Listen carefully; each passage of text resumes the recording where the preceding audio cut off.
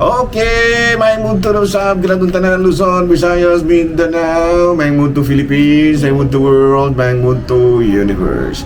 Ana na punta may gala ni nga atong tulunganon sa kahanginan si UNA Katikisi Tuner ug ako lang gihapon kini yung ubos nga alagad Reverend Padre Edwin Academia Angka. Mabino adlaw na usab karon nga Sabado. Oy, adlaw karon nga Sabado.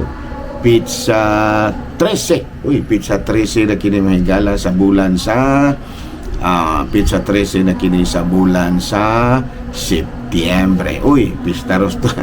Pistaro diha sa sibulan, no? Daghang kayo rong tao din na.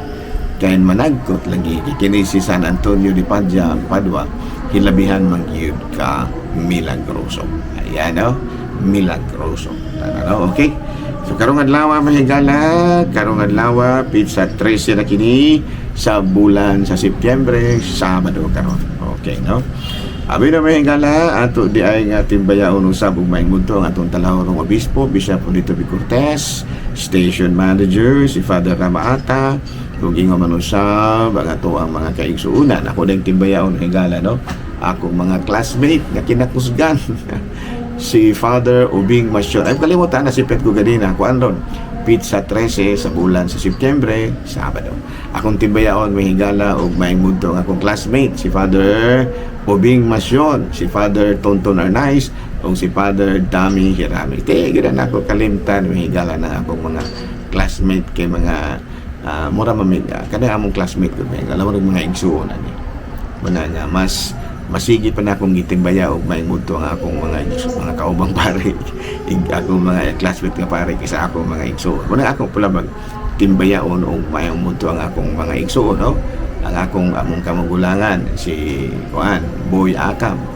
Ang sunod namo patay naman si Elizabeth Vista Akam Vista, patay na. Ang sunod si Josephine, no? Si Josephine Akam, nalimot ko sa apelyido siya ang Baradas mas Josephine Pusadas sa to. Nya ang among sunod ako na ikaupat man ko dayong si Susan Akabal ug sunod si Clifford Akam. Ako mga binalay, ako mga pagunan ko. Ala, no?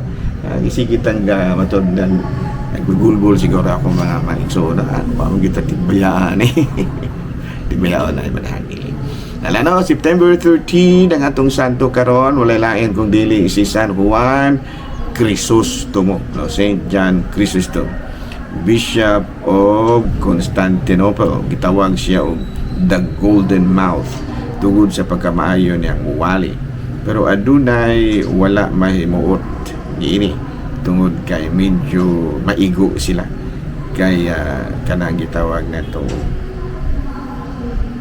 kina ba mura ba og naigo sila ba nyamang na ang usag yun sa naigo mahigala mao kini si Empress, no? Empress Eustaquia, ang gwapo sa ngalan Eustaquia, no? Nya sa wala madugay yang gipa-exile o nagpalangpot din taon kini si Saint John Chrysostom ug didto sa layo namatay siya atong 407. Kaluoy mo pud ang taon ni si Saint John Chrysostom, no? Tungod sa iyang pagkamayong mawali, naigo sa iyang wali ang imperatrice nga si Eustaquia man o Utopia, no? Dahil paghuman gipalangpot siya, giingsal ug dito sa layo namatayin taon kini si San Juan Chrysostom. Hala, no, padayon ta mga igala adlaw karong Sabado ug maay mong kalimot magkuanta kanang gitawag na to manimba kita. Okay, nala, no, arita mahigala sa ato ang CBCB News, balitang simbahanon ni ining kamudtuhon. Okay, no, Diocese of Lucena aring na sa CBCB News mahigala, no? Diocese of Lucena gisaulog ang ika-75 katuig nga kasumaran sa pagkatukod. Matud pa nagtukod niadtong nakalabay Setyembre 8, 2025. Inuluan na to nga ang kanhi arsobispo sa ang kanhi obispo nato diri sa Dumaguete nga mao si Bishop Angel Landamio, miyembro kaniadto sa Diocese of Lucena. Balita mahigala gikan sa Vatican, kabatanunan sa Gaza nagatubang karon sa dakong pangutana, no? Asa man kami paingon. Nangalibog in taon ang mga kabatanunan. Kini matud pa ni Father Ibrahim Palias, OFM, Order of Franciscan Missionary, no? O tungod kay mahinunggan nato mahigala nga padayon gyapon karon ang kagubot na displaced in town ang mga batanon ug muna dako karon pangutana sa mga kabatanunan sa Gaza. Asa man kami paingon. Ayan, no? Luuya sa ni mga batanon, no? So padayon ta maghigala sa ato ang mga buhatonon ni ining kamudtuhon ug ari kita maghigala sa ato ang humanang ato ang atong saint of the day, klaro na, no? Si San Juan Chrysostom. Nga klaro na pod ang ato ang kining saint of the day ug ang ato ang Chibi News. Ari na ta mga higala sa ato ang kanang ato ang kining katikisem, no? Katikisem may mahigala, no? Sabado karon, so ay mo kalimutan ug manimba na. Okay, no? Laajaran pangutana mahigala. For us Catholics, ayan, no? Why do we visit the graves of our departed loved ones? Why do we visit the graves of our departed loved ones, especially during November 1 and 2? Okay, no?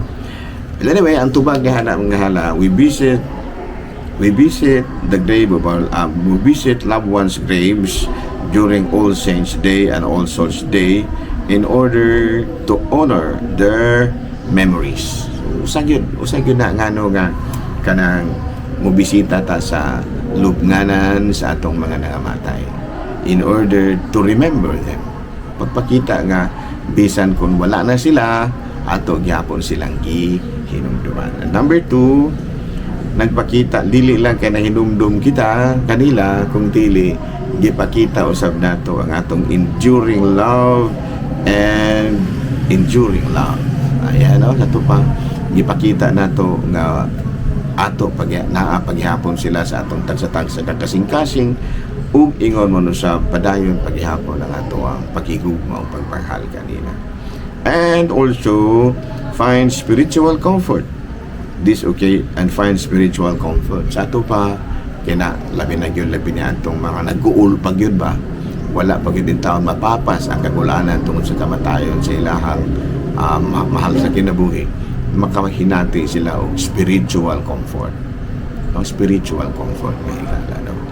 Unya padayon usab nya kini pong All Saints Day and All Souls Day, mga okasyon usab kini, no, nga diin adunay mga cultural rituals, no? Cultural rituals for family reunion. Ato pa during All Saints Day and All Souls Day, dunay mga family reunion na kunay gitawag nato cultural rituals. Unya remembrance and the preservation of family ties, no? Pinaagi sa November 1 and 2, murag mas mulig-on pagyud ang relasyon sa pamilya, no?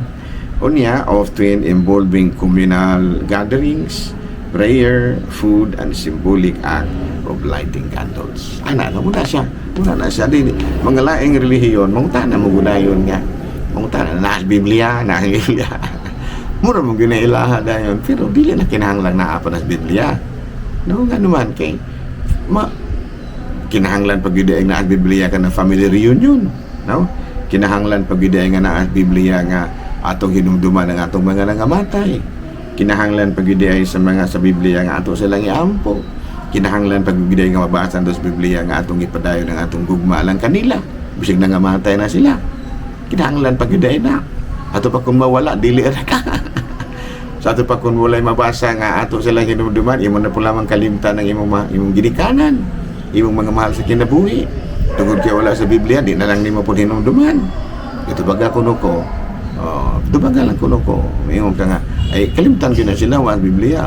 nalimot siguro ka nga miingon ng Ginoo sa ikaw pat nga sugo tahura ang imong ginikanan, no? Ato pa mo man ako tahod man na kabisan kung buhi pa sila gitahod paghihapon nimo sila. Klaro ba? Pero may mga laing relihiyon wala ba taon may namugos ninyo dili mo maapil sa itong kasahulugan. Ay lang po ba ng taon magsawaya, no? Kung yan, mungutana, doon na ba'y mabasa sa Biblia na? Diyan na tanapin. Ayan. Basta ka sa 2 Maccabees chapter 12 verses 43 to 45. Si Judas nag-andam og usa ka halad aron malingkawas ang nangamatay sa ilang mga sala. Diyan na, no? Sato pa naagyo na siya sala. Naagyo na siya sala.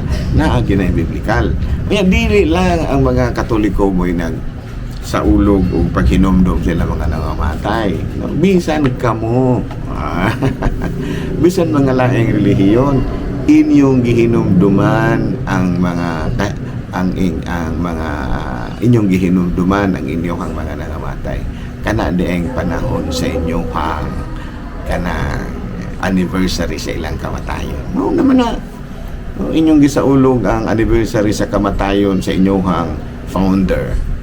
Mao naman na unsa naman noon kana ang mga dagkong relihiyon dito sa Pilipinas nga ilang gisaulog ang founding anniversary o ilang gipasalamatan ang ilahang founder. Sa ato pati ay kung magsaulog mo sa inyong founding anniversary, inyo gid ang gikalimtan ang mga founder.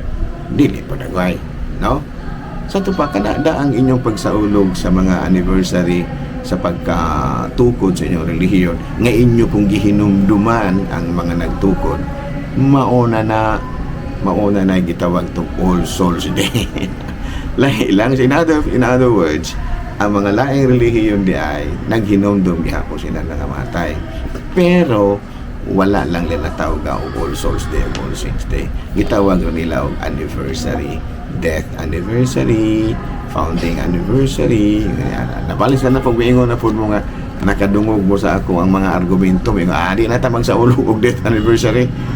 Di po na meron maayo kadili ba mo maingon ni ana o kanang wala pa ng inyong founder, dili ba ya mutunga ng inyong relihiyon o wala pa ng inyong founder. Kaya basin bag mayon ka, Diyos, maudi ay ni, mura na po ditang nagsaulog o kung atong hinumduman ng ato ang founder. Panahon siyang kamatayon, dili niya na to siya hinumduman. Ayaw po. Ayaw ang taong buhatan na ninyo, no? O yan, ang gamon ng buhaton, mura naman po na yun na All Souls Day. Okay, maumaog yun, pero ayaw na po lamang ninyo na yung taon. No? Tungod rag yun, kaya dili mo makadawat sa pagtulunan sa Katoliko. Mag-imo na inyo na lang po itong kalimtan ng inyong founder. Ayaw po, yun na po dun mao. Asa naman ang atong pagkamapasalamato na. Klaro? Klaro ha? Di na nagbuta mag-away ko. Sa mag-away, magtatabahin sa relihiyon. Ay nga mag-away man tagalin. Kaya doon na lang giuban nga, dautong lang yung Katoliko. Kaya mang-recruit lagi sa mga membro.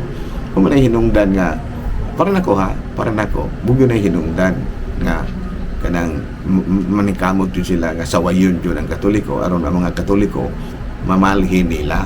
Ayun na po lamang yung tao nung panani din na, no? Kay kini ba yung mga Katoliko dili ba yung tanan anin ba daghan ba yung po din taong Katoliko nga way simba-simba.